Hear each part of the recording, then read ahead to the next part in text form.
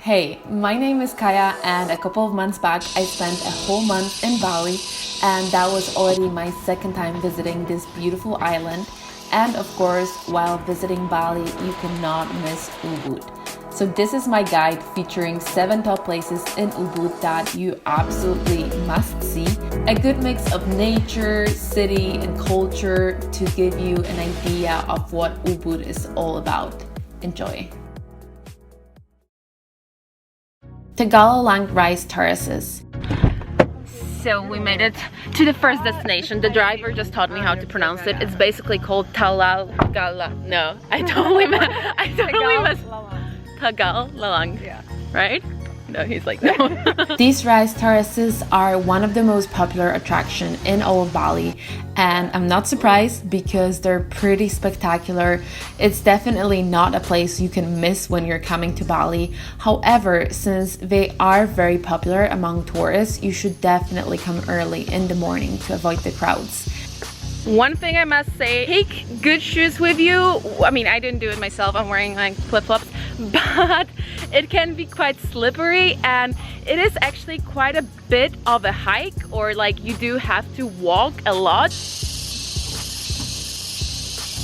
And if you're into that kind of things, set some time aside to go on one of those giant swings.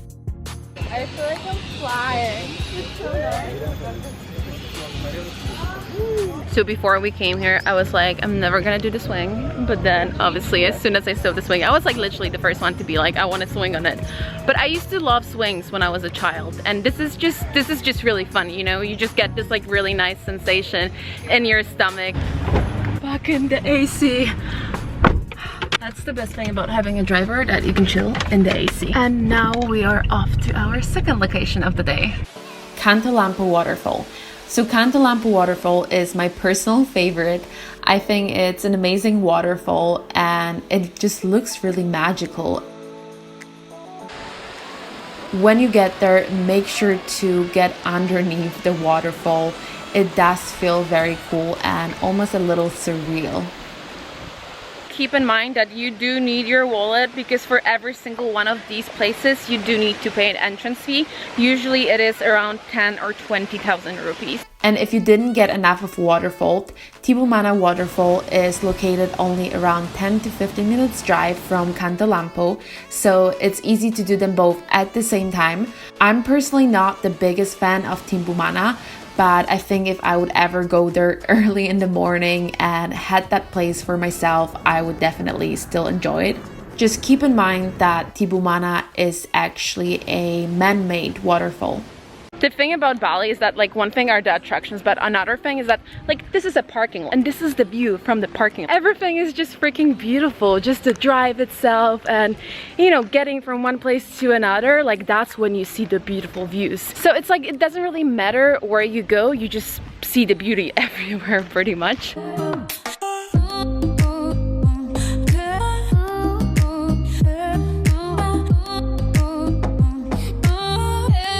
Goa Gajah, also known as the Elephant Cave, was built in 11th century and served as a sanctuary. Beside the cave, there is also a whole Hindu temple complex with bathing pools.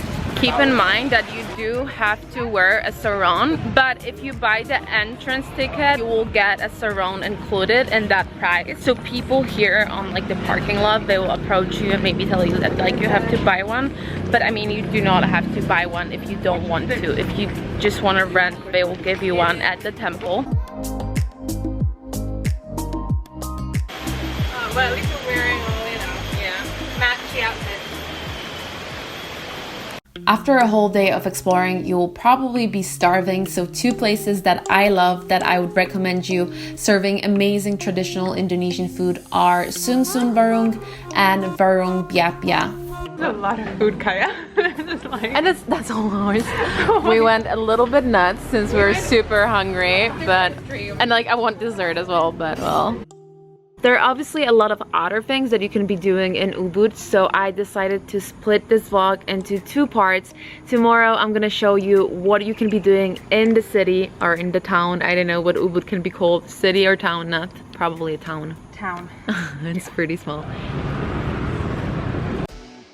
The first stop of the day is gonna be a coffee shop that we discovered the other day. They have really good coffee and it's more of, like, I would say a hip Bali place. So Ubud is definitely not something you can miss when you're coming to Bali. Ubud is known as the cultural capital of Bali and the vibes here are very different. The architecture is absolutely mind-blowing. It is way more spiritual and cultural. Back in the town, the first thing you must see is the Ubud Palace, which used to be the residence of royal family of Ubud. The Ubud Palace is absolutely beautiful. The details and the wall carvings are just mind-blowing and there is no entrance fee. Saraswati Temple, also known as the Ubud Water Palace, is a Hindu temple dedicated to the goddess of knowledge, built by one of the Ubud princes. So we're not able to enter the temple today, but in case you want to go in, keep in mind that you basically cannot be wearing what I'm wearing right now. You need to cover your shoulders and you need to cover your legs.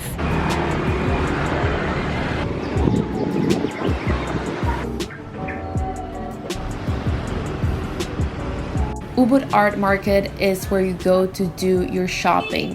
Here you can find basically everything from cheesy tourist souvenirs to clothes, bags, art, traditional crafts.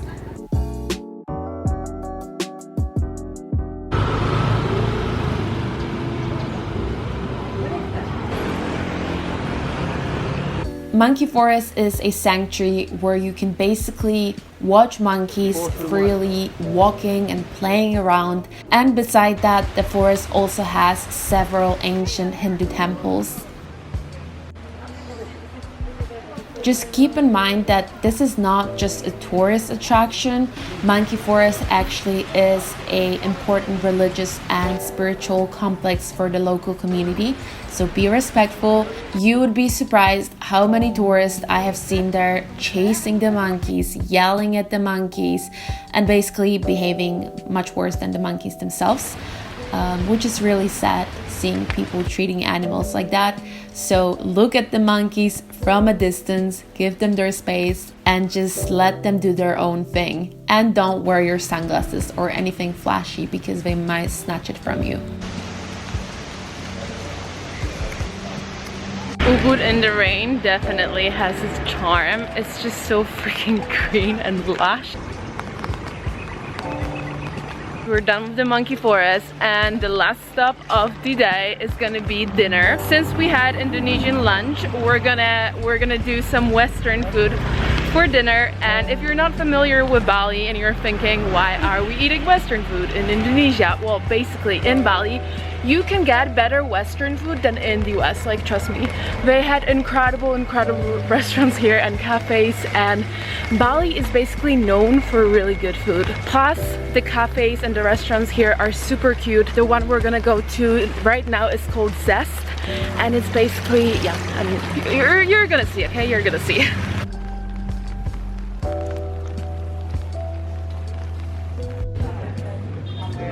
If you enjoyed this video, please push that like button and also subscribe, and I hopefully see you soon.